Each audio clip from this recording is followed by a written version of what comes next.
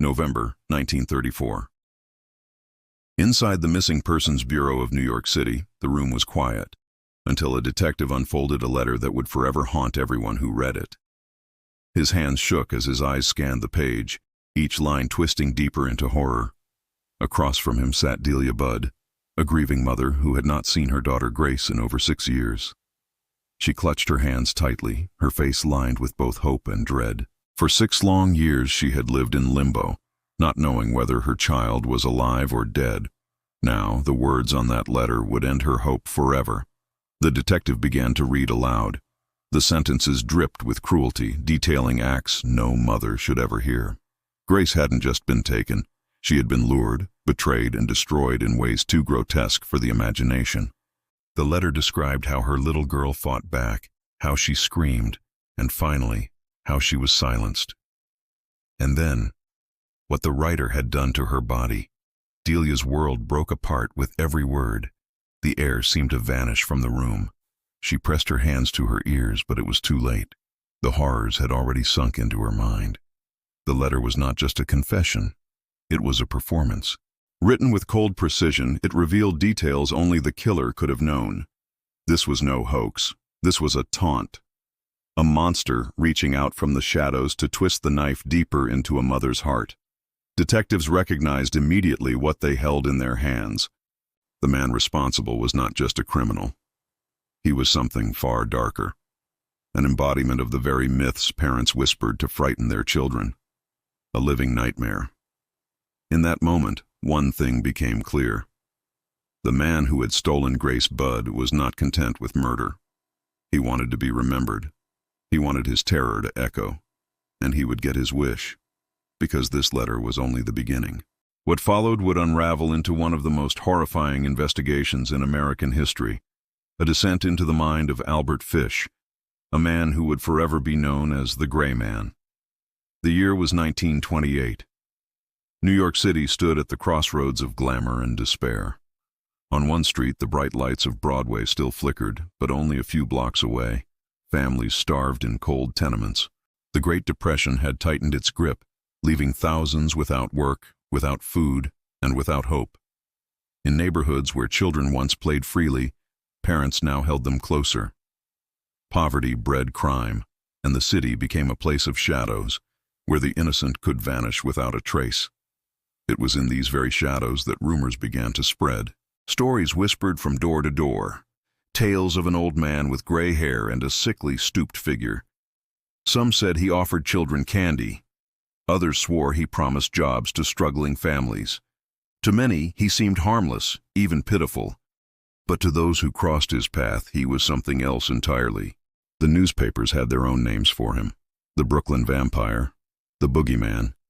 But on the streets, he was simply called the Gray Man. A figure who appeared at train stations, in parks, and outside schoolyards, always watching, always waiting. Parents began warning their children. Don't talk to strangers. Don't follow an old man, no matter how kind he seems. But fear has a way of sinking into the soul, especially when the warnings come too late. This was New York in the 1920s and early 30s, a city both vibrant and broken, unknowingly harboring a predator whose cruelty defied imagination. And in the middle of it all, a man named Albert Fish walked unnoticed among the crowds. An unremarkable face in a sea of suffering, a shadow blending into other shadows, until the day he chose his next victim. Every monster has an origin. For Albert Fish, it began long before the world knew his name. Hamilton Howard. Albert Fish was born on May 19, 1870 in Washington, D.C. His family tree was thick with madness. Relatives struggled with severe mental illness, hallucinations, mania, and violent breakdowns. From the start, his life was tangled in shadows. When Albert was just 5 years old, tragedy struck. His father, a man nearly 50 years older than his mother, collapsed and died suddenly. With her husband gone and unable to care for all her children, Albert's mother placed him in an orphanage. It was there, inside those cold walls, that the boy's fragile innocence was shattered. At St. John's Orphanage, beatings were not only routine, they were entertainment. The children were whipped, flogged, and humiliated. Albert was small, weak, and often the target. But something inside him twisted in those years. Where most children felt only pain and shame, Albert began to associate the whippings with pleasure. The lines between suffering and desire blurred in his young mind. He would later confess that he enjoyed the beatings, that he wanted more. By the time he returned to his mother's care, the damage had already been done. Albert was no longer just a troubled boy. He was a child shaped by cruelty, carrying urges that defied understanding. As he grew older, these urges deepened. By adolescence, he was experimenting with disturbing behaviors, self-harm, masochism, and an obsession with bodily pain. He would insert needles into his own skin, later into his groin, and leave them there for days. Doctors who examined him decades later would x-ray his body and find over 24 needles embedded deep within him. Albert also began developing dark sexual fixations. He read stories about cannibalism, torture, and biblical sacrifice. He wrote obscene letters to women, filled with depraved fantasies. In time, his desires could no longer be contained on paper. Marriage and fatherhood might have slowed another man, but for Albert, they only offered cover. Behind the mask of a quiet, working-class father of 6, he cultivated an inner world of fantasies so grotesque they seemed impossible to exist in reality. Yet they did. Neighbors saw him as peculiar, yes, but harmless. A frail old man with gray hair, often mumbling to himself. No one could imagine that this unremarkable figure was already nurturing the cravings that would one day make him infamous. The urge to hurt children, to consume them, and to watch families collapse under grief. Albert Fish was not simply born a monster. He was made in fire and blood, shaped by brutality, twisted by desire, and allowed to walk unnoticed through society. And soon, that quiet mask of normalcy would slip. The gray man was about to emerge. By the mid-1920s, Albert Fish was no longer satisfied with his secret rituals of pain and fantasy. The desires that had festered inside him since childhood demanded more. They demanded flesh. On July 14, 1924, young Francis McDonnell, just 8 years old, vanished while playing outside his home in Staten Island. His parents searched frantically, but hours later, Francis's body was discovered in a wooded area. He had been strangled with his own suspenders. The brutality of the act shocked the community. Witnesses described a strange old man seen that day, gaunt, gray-haired, with piercing eyes. One boy said the man tried to lure him away, but he ran. The description would become all too familiar. Though suspicion swirled, Albert Fish slipped through unnoticed. There was no solid evidence, no clear suspect. The city grieved, but life moved on. For Fish, however, it was only the beginning. 3 years later, on February 11, 1927, 4-year-old Billy Gaffney disappeared from a Brooklyn apartment hallway while playing with a friend. When asked what happened, the surviving child gave a chilling reply: "The boogeyman took him."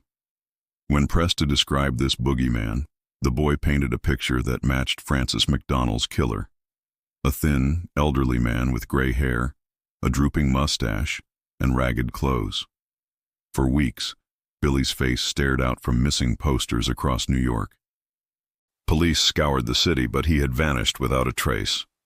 His parents clung to hope, but in truth, Billy was already gone. Albert Fish had taken him. Later confessions would reveal horrors too graphic for words. Acts of torture and cannibalism that even hardened detectives struggled to comprehend. To Albert, Billy was not just a child. He was prey, a vessel for twisted rituals that blurred pleasure, pain, and control. And yet, Fish remained free, a nameless shadow in a city of millions. But the pattern was clear. Wherever children disappeared, whispers followed. The gray man, the boogeyman, a figure lurking just out of sight, hiding behind the face of a harmless old man. The city was beginning to realize a predator was among them, but no one yet knew just how cruel his next crime would be. The Budd family lived in a modest apartment on West 15th Street in Manhattan. It was 1928, and like countless families during the Depression, they struggled to put food on the table. Edward Budd, the eldest son, was eager to ease the burden.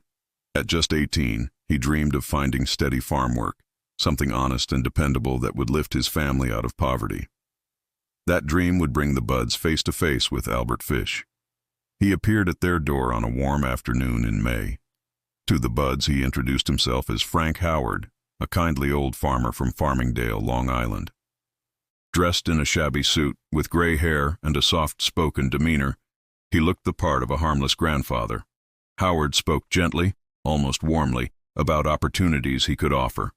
He claimed he was looking for strong young men to help on his farm, and Edward seemed perfect. The pay was decent, the work steady. For the Buds, it sounded like salvation. Edward and his friend Willie agreed to come work for him that weekend.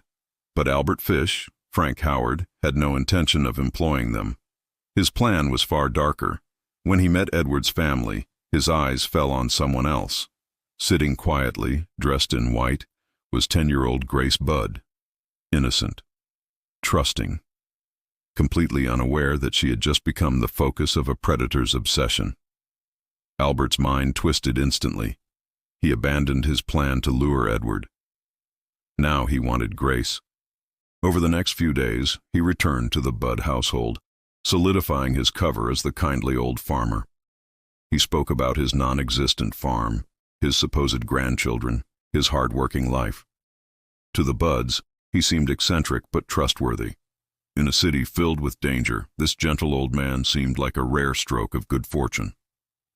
On Sunday, May 27, 1928, he arrived again carrying small gifts. Then came the moment that sealed Grace's fate. He told the Budds that his niece was having a birthday party that very afternoon. Wouldn't Grace like to come along? She could play with other children, enjoy cake and ice cream, and be home by evening. Delia Budd hesitated, but Albert's grandfatherly charm disarmed her fears. He promised to bring Grace back safely. Grace, thrilled at the idea of a party, changed into her best dress, a white confirmation gown with a delicate bow. She hugged her parents goodbye, smiling as she slipped her hand into the old man's. Together they walked out the door, down the busy New York street, and toward the train station. It was the last time her family would ever see her alive. Hours passed, evening fell. Grace never came home. Delia's anxiety turned to panic. Calls were made, neighbors questioned, but no one had seen her. That night, her bed remained empty. The Budds reported her missing, and soon detectives swarmed the case. They learned of Frank Howard, but by then he had vanished completely. The name was false, the farm imaginary, the birthday party a cruel invention. For days the Budds clung to hope. Posters went up across the city. Witnesses claimed to see Grace in different neighborhoods, but each lead dissolved into nothing. As the weeks dragged on, hope withered into despair. The Budd family had been chosen at random, deceived with precision, and torn apart in a single afternoon. Albert Fish had perfected his mask of kindness. His greatest weapon was not brute force, it was trust. And in using that trust, he had destroyed them. But this was not the end. Grace's disappearance would remain a mystery for years, and when the truth finally surfaced, it would come in the most nightmarish form imaginable, a letter written by the killer himself.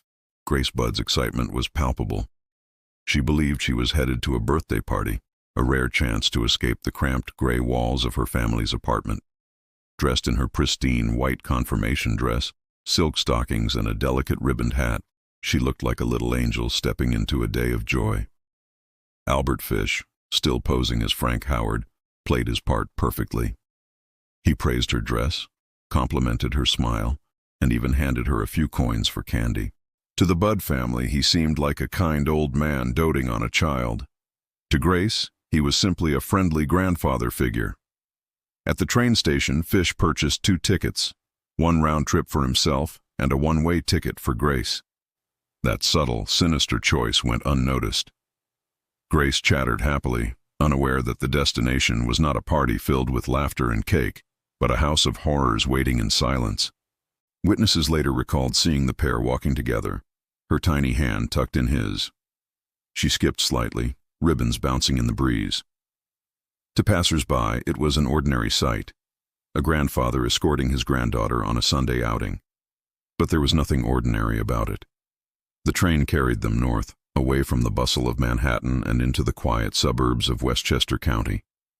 Fish had already chosen his destination, an abandoned, isolated house he knew well. To him, it was a perfect place for what he called his instruments of hell. Grace never made it to the party she so eagerly anticipated. By evening, her bed at home was still empty. Her parents waited by the door, scanning the street, hoping each sound of footsteps might be hers. But Grace Budd had already vanished into the shadows with the man who would later be remembered as the Gray Man. This was no longer a missing child case. It was the beginning of one of the most chilling true crime stories in American history. The disappearance of Grace Budd ignited a desperate search. That evening, her parents reported her missing, recounting every detail of Frank Howard, his gray mustache, his kind smile, his promise of farm work for their son. Detectives immediately began tearing into his story. The Farmingdale farm he described, non-existent. The sister at 137th and Columbus? A lie. Columbus Avenue stopped far south of that. Everything Howard said unraveled into smoke. But the man himself, he was nowhere to be found. The Budds, devastated, clung to hope. Each morning, Delia Budd walked to the police station, begging for updates. Detectives tried everything. Thousands of flyers were printed. Suspects lined up in police galleries. Tips chased across the city. Children whispered warnings about the Gray Man, who lured kids away with candy and promises. But no matter how hard they searched, the trail went cold. The only physical evidence was a note Howard had left to delay his supposed pickup of Edward Budd. Neatly written, correctly spelled, it suggested an educated man, yet it offered no solid lead. It was as if the writer had vanished into thin air. Detectives began to suspect they were not just hunting a criminal, but a ghost, and yet one man refused to give up. Detective William F. King of the Missing Persons Bureau kept the Budd file open long after others moved on. He believed Grace's abductor would eventually surface again. King quietly gathered every report of children vanishing, every rumor of the Boogeyman. To him, the cases were connected, threads leading back to the same shadowy figure. But the years dragged on. Grace's photo yellowed in her parents' home. New crimes replaced old headlines.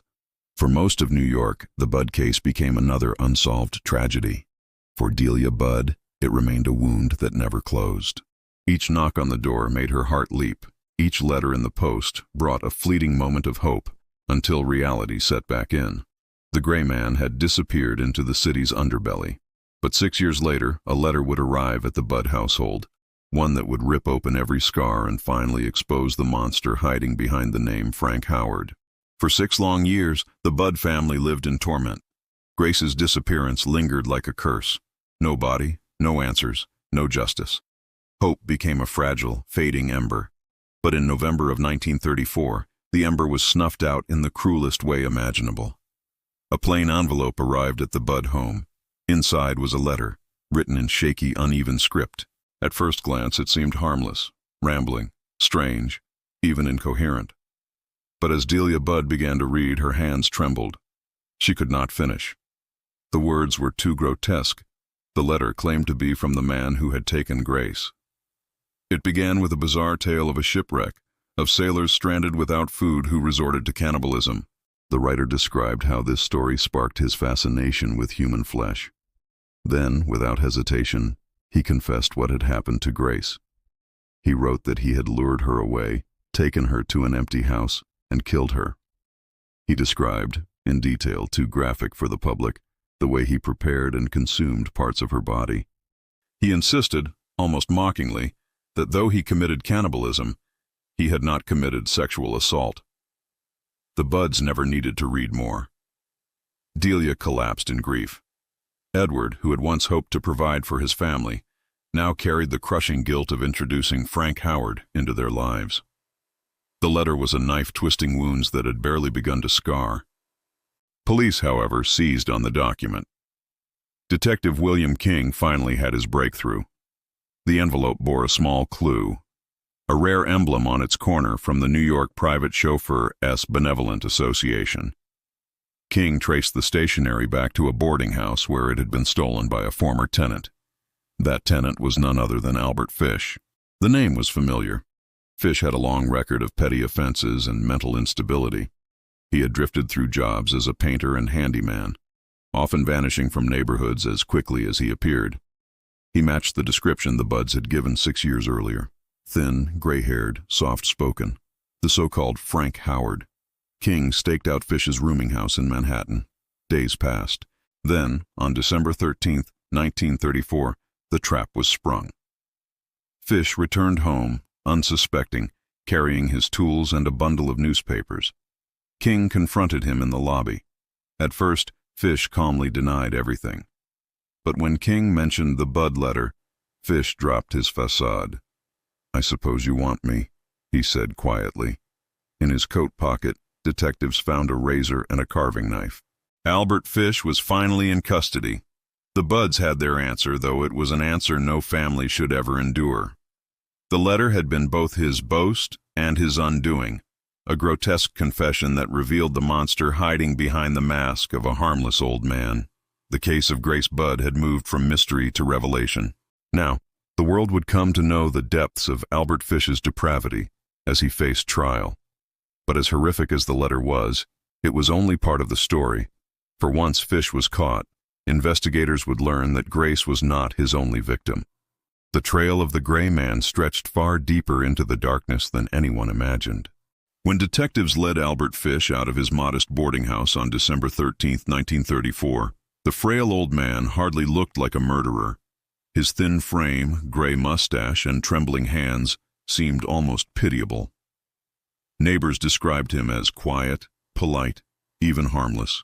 Yet within hours of questioning, police discovered they had captured one of the most sadistic killers in American history. At first, Fish denied everything. He admitted to knowing the Buds, but claimed Grace's disappearance remained a mystery to him as well. His calm demeanor unsettled detectives. He smiled faintly, even when pressed about the grotesque letter. But Detective William King was patient. He had studied Fish for years, and he knew the man craved attention as much as he craved cruelty. Slowly, the facade cracked. Fish began to talk, first in fragments, then in confessions so horrifying that stenographers wept while recording them. He described the day he took Grace Budd, how he had lured her to the abandoned Westchester house, and what followed. Though police kept the most graphic details from the press, his words confirmed every parent's worst nightmare. But Grace was not his only victim. Fish spoke freely of other children: Francis McDonnell, Billy Gaffney, names long remembered in missing persons files. He painted vivid pictures of their last moments, sometimes shifting between remorse and pleasure in the same breath. "I never could help myself," he said.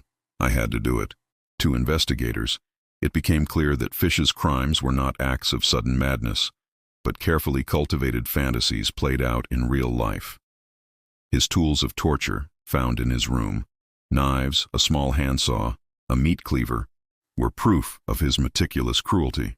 Doctors were brought in to assess his mental state. Their findings shocked even seasoned professionals.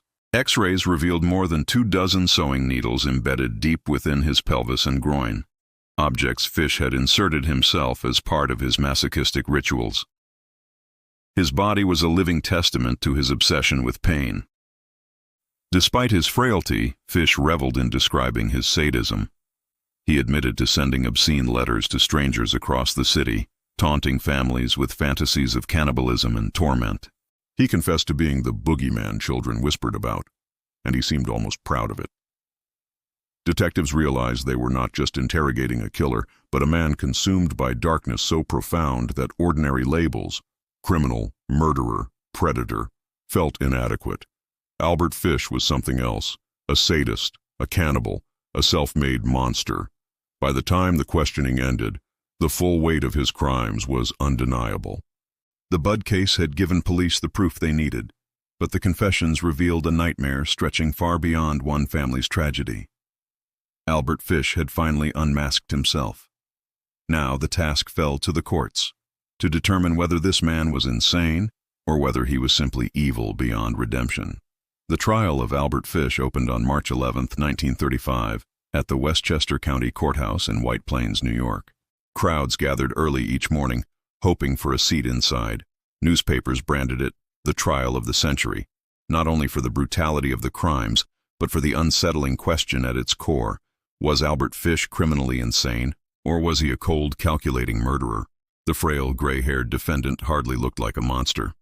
When he entered the courtroom, dressed in a rumpled suit, he appeared more like a weary grandfather than the man accused of abducting, murdering, and cannibalizing Grace Budd. But the evidence told a very different story. District Attorney Elbert Gallagher led the prosecution. He wasted no time in laying out the case. The carefully written Budd letter, Fish's confessions, and the chilling testimony of Detective William King. Gallagher painted Fish as a man fully aware of his actions, a predator who disguised himself as harmless to prey upon children. The Budd family sat silently in the gallery, their grief etched into every line of their faces. Each mention of Grace's name drew tears from her mother, Delia. The courtroom, usually a place of dry legal argument, became a theater of raw emotion. Fish's defense, led by attorney James Dempsey, hinged on one argument: insanity. Dempsey did not deny his client's guilt. Instead, he claimed Fish's mind was so diseased that he could not be held fully responsible. He paraded psychiatrists before the jury, each testifying to Fish's extreme sadomasochism, his religious delusions, his compulsion for self-torture. One expert described him as a psychiatric phenomenon, a man consumed by fantasies no sane mind could comprehend. The most shocking moment came when X-rays of Fish's pelvis were shown to the jury. The images revealed over 24 needles lodged in his flesh, proof of his lifelong obsession with pain. Gasps rippled through the courtroom. Even seasoned reporters looked away. Yet the prosecution countered with a simple point: insanity did not equal ignorance. Gallagher argued that Fish knew exactly what he was doing when he tricked Grace Budd from her home, when he bought a one-way train ticket, when he wrote that detailed, taunting letter. This man, Gallagher thundered, planned every step. He knew it was wrong, and he did it anyway. The jury was transfixed. Some members sat pale and trembling as the testimony unfolded. Others scribbled furiously, weighing the balance between madness and malice. Public reaction outside the courthouse was fierce. Editorials debated whether Fish was a sick man deserving treatment or a fiend who deserved nothing but death. Parents across the country shuddered at the details printed in headlines, many forbidding their children from leaving their sight. The figure once whispered about as the Gray Man was now etched into national infamy. After 3 weeks of testimony, the jury retired to deliberate. The room fell silent as they filed out. Hours passed. Then finally, they returned. The verdict: guilty of murder in the first degree. Though the defense had pleaded insanity, the jury rejected it. They believed Fish understood his crimes no matter how twisted his mind. The sentence was swift: death by electrocution. As the decision was read aloud, Albert Fish stood calmly, almost serenely. There was no outburst, no plea for mercy. He simply nodded, as if accepting what he had long known would be his fate. For the Budd family, the verdict brought no true peace. Grace was gone, and nothing could undo that loss. But justice, at least, had been served.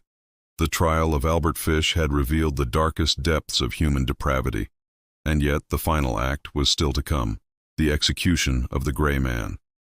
After the guilty verdict, Albert Fish was transferred to Sing Sing Prison in Ossining, New York. There, in the gray stone fortress overlooking the Hudson River, the man known as the Gray Man awaited his fate in the infamous electric chair. Old Sparky. To guards and fellow inmates, Fish was a curiosity. Frail, soft-spoken, and almost grandfatherly in appearance, he spent his final months quietly reading the Bible, scribbling letters, and speaking little. Yet beneath that fragile shell, everyone knew, lay the confessions of an unspeakable predator. Reporters clamored for details, and rumors circulated about his demeanor on death row. Some said he welcomed death, seeing it as the ultimate release. Others whispered that he was eager, curious about the sensation of the electric chair, as though it was just another form of pain, another extension of his lifelong obsession with suffering. On January 16, 1936, Albert Fish was led to the execution chamber. The atmosphere was tense, heavy with anticipation. Witnesses included prison officials, doctors, and members of the press. The old man shuffled into the room, chains clinking softly. Dressed in plain prison garb, he looked almost pitiful, until one remembered the crimes that had brought him there. Guards guided him to the chair, strapping down his arms, legs, and chest. The leather head cap was fitted, the electrodes attached. When asked for final words, Fish reportedly said, "I don't even know why I'm here." Other accounts suggest he called the execution the supreme thrill of my life. Whether defiant or delirious, his words chilled those in attendance. At 11:06 p.m., the switch was thrown. A surge of electricity ripped through his body. Witnesses reported the smell of burning flesh, a sickening reminder of his crimes. The current was applied twice before he was pronounced dead. Albert Fish was gone. News of his execution spread quickly, bringing a grim satisfaction to a public horrified by his deeds. For the Budd family, it was a small measure of justice, though no punishment could ever erase their loss. The Gray Man of New York, the Boogeyman who had haunted children's nightmares, was no more. But his story, grotesque and unforgettable, would live on as one of the darkest chapters in American crime. With the execution of Albert Fish in January 1936, the world closed the book on one of the most nightmarish killers in history. But his death did not erase the shadow he left behind. Instead, it carved his image into the collective fears of a nation, cementing him as the embodiment of the Boogeyman. For the Budd family, justice was small comfort. Grace was gone, her life stolen before it had a chance to bloom. Her parents, Delia and Albert Sr., carried their grief for the rest of their days. Neighbors recalled how Delia rarely spoke of her daughter, the pain too sharp to put into words. The Budd family became a symbol of vulnerability.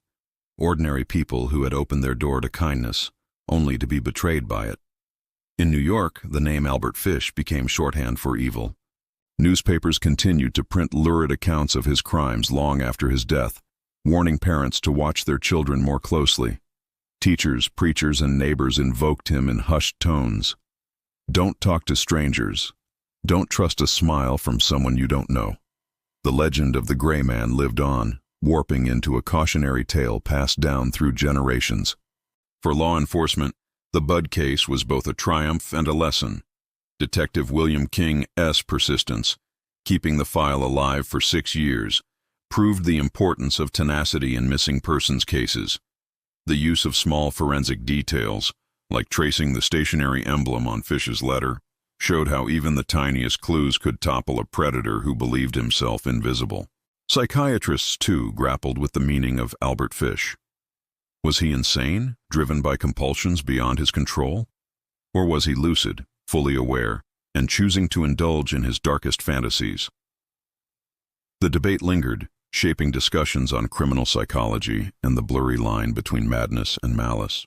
Culturally, Fish's crimes fed into the archetype of the hidden monster, the idea that the most terrifying predator might not be the knife-wielding stranger in the shadows, but the frail, polite old man sitting quietly in the park. He shattered the comforting illusion that evil could always be recognized. Decades later, his story continues to unsettle.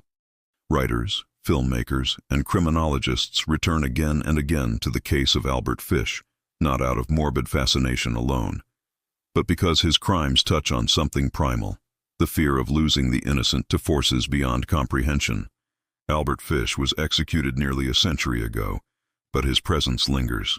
In every whispered warning about strangers, in every parent's nervous glance when their child strays too far, there is an echo of the Gray Man.